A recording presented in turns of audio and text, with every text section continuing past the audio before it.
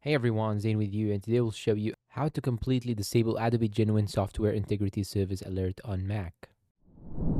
If you have ever downloaded a cracked or torn version of Adobe software, you might still get these messages even after uninstalling it.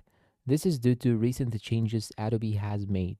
I'll show you a quick and easy way to remove this alerts pop-out message so it is no longer available after you try this solution that I will give you in this video. Okay, first thing that you should do is to simply click on anywhere inside your Mac just in order to make sure that you have these two options on the top left side appearing right here. The Mac or the Apple icon and the Finder word be highlighted like so. Now, after that, you want to go and click on Go, just right here. Then you want to go and click on Go to Folder. And after that, you want to type here this sentence /library /application support /. Then it will open this menu or this pop-out file explorer.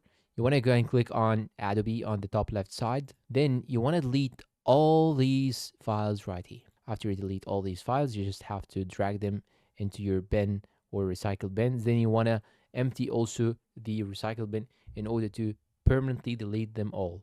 And now in order to ensure that it doesn't appear or reappear again, click on the Learn More option in the pop-out. It will open a browser, then close the browser again.